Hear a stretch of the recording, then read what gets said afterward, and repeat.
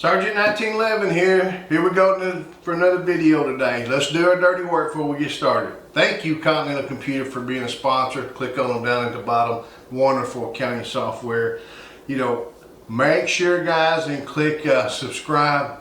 I'm growing. I appreciate it. I get excited like a kid at Christmas every time I get one. So keep on trucking. Make your comments. Help me out a little bit here. You know, tell me what you like to see, what you don't like, what you do like to see, because I'm having fun. Click like.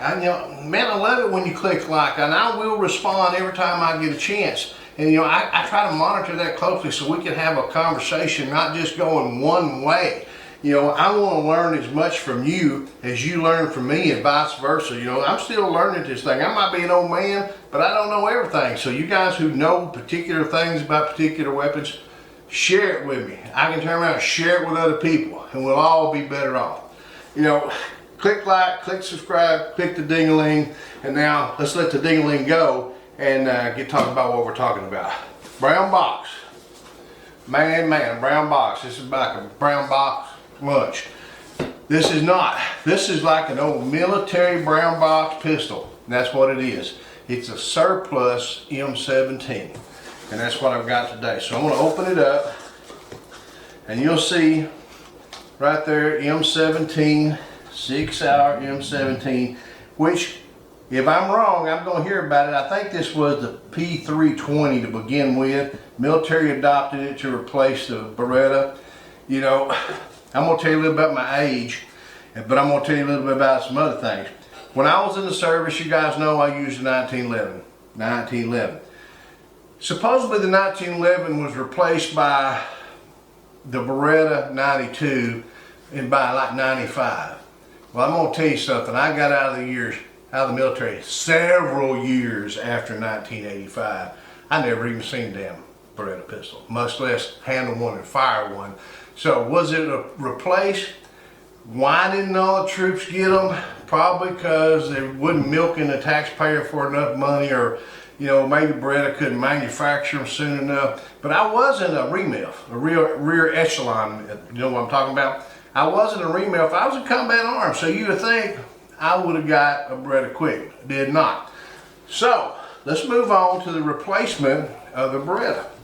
In the box, of course, we got the M17 pamphlet. We got register online today. Yeah, right. We got a collector's case sell something. Let's sell something else if we can. And then we have a certificate of authenticity that it is an M17, and we got a SIG sticker. All right. So far, whoop-de-doo. We got one magazine, two magazines. Let's have a look at these magazines. Nice metal magazine. Take a look at the eye candy here itself. Comes with yet a third magazine. That's what I'm talking about. So we got 3 magazines. This one's Desert Tan. Let me move this old box out of the way because we do got one more thing in here that's pretty important. This little card here says attention. Now, what they're telling us here is this thing comes with an additional guide rod spring.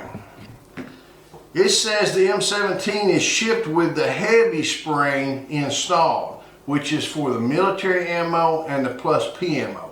If I'm going to be shooting other ammo, I need to replace it with B, the standard recoil assembly one. This one has got a little color on the end of it, and you'll see that color is indicating that it's the standard B. So what I'm going to do is I'm going to keep this little piece of paper in the box. And I'm going to go ahead and take this pistol apart a little bit before we go outside and switch those over, because I will not be shooting military surplus or plus P ammo. So let's just look at the handgun. It's a sharp looking handgun. I kind of like the color. Ambidextrous safety on it, ambidextrous controls everywhere. Feels good, got a rail on the bottom of it. I don't know what else you say. It's a polymer pistol, modular, I don't know, polymer. It's interesting that you know, the military goes to a polymer gun after all these years of, we go from the 1911s military over to the Berettas, metal guns, and now we're into the polymer. I guess all those years of the M16s and M4s make him happy enough that that polymer is gonna stay long enough. The sights, we got a white dot out here on the end, and down here on the back, I don't know what you call that. Not a whole lot, but it's just like a U-notch there, not indicating glow or anything. It does have a magazine release on one side, so ambidextrous, so-so. I mean, they forgot the safety being ambidextrous. I don't know, it feels pretty good. It's got a little small beaver tail on it there. It is in 9mm, so I don't know. We're going to shoot it and see. Let me go ahead real quick and measure the trigger on it. It does not have a backstrap safety or anything. It's got the safety, the ambidextrous safety here. I don't know if that was a military requirement or not. I don't know why. I understand why people like Glocks. There's no safety on them. High stress situation, you pull and point and poke and pull the trigger and you're done. I don't know the safety, but we'll talk about a safety issue with the 1911s later today in another demonstration. Let's clear this. Make sure we got, it is striker fired. So let's go see. I'm going to suspect it to be pretty strong. There, ready, we get on there. 8 pounds, that's what I would believe. Being a veteran myself, I served with a lot of wonderful people willing to sacrifice everything so we can have these rights that we do today. But to be honest with you, not everybody's as sharp as tool in the shed. You know what I'm talking about? So an 8-pound trigger, they're trying to make things as idiot-proof as possible. But if you're going to say it in a proper political way, they're trying to make it as safe as possible. But that's neither here nor there. This is what they're using. This is the M17, the M18, which I believe the Marine Corps adopted. It's just like an inch shorter barrel on it. That's the only difference in the two weapons. It makes you wonder, why do we have a 17 and an 18? Why don't we just throw the 17s away and go with the 18? Or why didn't we have the 18s initially come out with the shorter barrel in the compact series? I don't know, ask your senator. It doesn't make any sense. But, we could have had one weapon and called it 17, 18, or the 20, and they'd be identical. Not one longer, not one shorter. I don't know. You guys may know. But what we're going to do is we're going to tear it down real quick, replace the spring. If you look on the side, like a lot of polymer pistols, they're basically all the same. I'm going to pull the slide back and lock it into place. And then I got a little takedown lever there. I'm going to swing that takedown lever down and then just pull the slide off the front of it. So let's try that ourselves. Rear, locked it down. I'm going to swing that lever down. You'll see there how it just swung down. Now, I'm going to pull the trigger and pull it apart. That's it. So we got the two pieces of the pistol together. Now here's the part I was talking about with the spring. We're going to take out this heavy spring for the plus P in military. I'm going to put it back in the bag because I don't want to lose it. It would probably function always with a lighter one, but not the heavier one, just simply because of the recoil and the powder. So I'm gonna, while I'm here, let's pull a barrel out. It just slides in, slides out, really simple. I'm gonna put this spring in and replace it like so. Just slide it back down into place, and now let's see if we can get it back together. But getting it back together is usually always going to be part. Slid it back, rotate the little takedown lever to the side, and we're back with the lighter spring. So now, according to what the paperwork says, we should have no problem with this weapon functioning properly 100% with this spring and my less expensive ammo. So, feels good. I expect the trigger to be, as far as military, acceptable. As far as anything else, probably not. But anyway, let's wrap it up in here. Let's take it outside and let's go bang, bang, bang. Okay guys, here we are outside the hideout. We're going to shoot the M17. You know, I looked at the magazines. You guys see me look at the magazines in there earlier. They were still in the plastic, but I didn't look at them close. They were still in the plastic. Yeah, I got 3 magazines. I got one new 17 round magazine, and I got 2 surplus 21 round magazines, and they're definitely surplus. They're beat up, banged up. People's got their initials on them, so it is what it is. We're going to shoot it and see how well we do. We're going to shoot my favorite and yours, Tula, and Plinkett ammo, various targets. You know, are we going to hit something? We're not going to hit something? We'll hit something. It may not be too good. I'm not expecting a whole lot, but I may be surprised. So let me put my ears on and put this back together. It fell off. Let me put my ears on and we'll shoot some.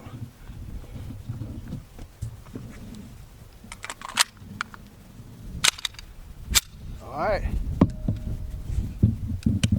Safety's engaged. Disengaged. Here we go. We travel those gongs.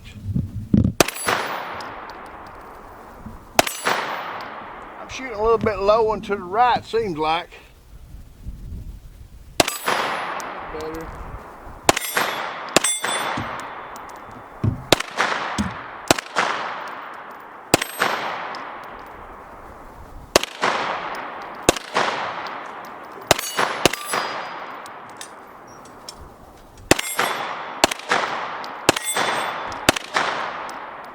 It ran dry. No failures on the pistol. You know, I think that'd be a good military requirement, even for personal protection. No failure.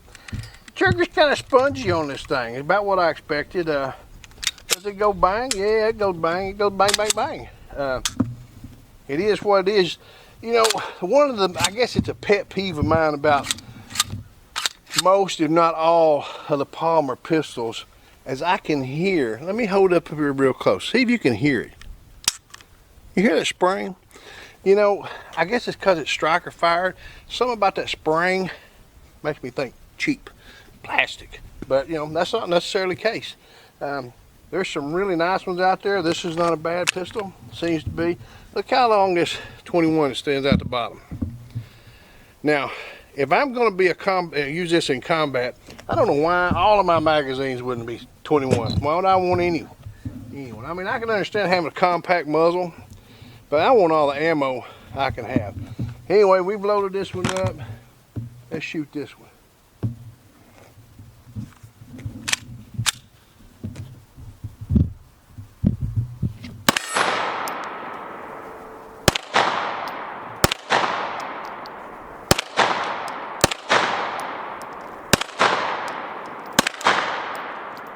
Now we got a problem. Now we got a problem. I don't know what's going on. I got nothing. I got spongy trigger, no fire. So do we have a... Now this is one thing I want to point out to everybody right now. It's all a deal. If you'll look at the very top of this pistol, I'm going to see if I can get up there not too close. This little raised bump right here. I don't know if you can see that. This little raised bump right here on the top. That is a loaded chamber indicator. Now, you guys have heard me make comments before about Palmer pistols and why we make them with no safeties and whatever. So, a loaded chamber indicator. I hope you didn't pay extra money for that. Firearm safety says what? You always assume the damn thing's loaded. So you're going to put something, an extra piece, and charge me extra money and add cost to the weapon to tell me that it has something in the chamber. Assume it has something in the chamber. If you don't know, check, right? But anyway, let's see what's going on here. Keeping that weapon safe. We're going to drop that magazine. This pistol is locked up. You know, I don't know what the deal is. You guys are sitting here watching me fire this thing successfully for probably 20 rounds. You know, this is exactly what our troops need. This is ridiculous. You can see that the rod is still out the top. The magazine slide is not all the way forward, so the pistol's out of battery. All right, I pushed it in battery. Now let's see. You know what? It's open. Let me lock the slide back. You know, I'm not going to cuss it too bad yet because it could be. And yeah, I'm going to assume I have a spent cartridge down in there that there's no primer in it. This happened to me a couple videos ago with my Tula ammo that the primer fell out. So what I'm going to do is I'm going to knock this down. It's a shame watch somebody do this to a weapon, isn't it? But you know, here's the deal, guys.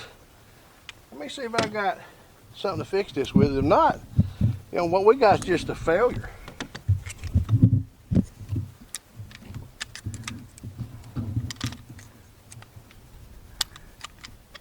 There we go. You'll take a quick look at that. Exactly the same thing we had the other day. We got a 9mm Tula, the primers fell out. So again, we may be back to where it's not the pistol, it's the ammo. I hope we're not having all of our military guys carrying around Russian-made ammo and Chinese-made shit to protect themselves and defend our country. So I'm gonna try it again, and I'm gonna assume, at least at this point, it's still an ammo problem. Let's see what happens.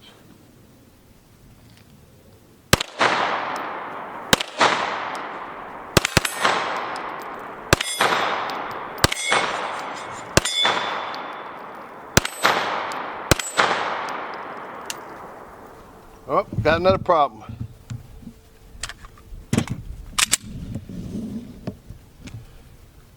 Ammo again, light strike on the primer. I'm thinking we're just having an ammo problem. You know, try to shoot, you know, you guys heard me say it. Grandpa used to tell me you pay a nickel for something, you get a nickel's worth. Well, that's what I've got here. A nickel's worth of ammo. I got another magazine. Let's try this one.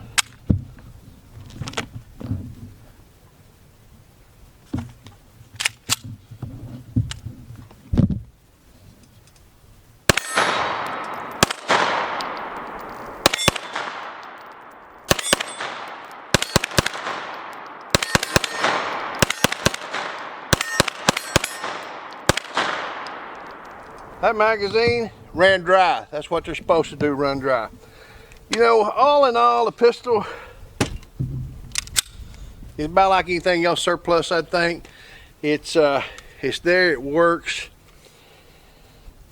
Is it what I would carry for self-defense? No. You know, the best I can tell by reading, my experience only is just reading in here, even though the military issued the M9, the Beretta pistol, they replaced it with this. The United States Marine Corps still used a Colt 1911 45 ACP called the M45.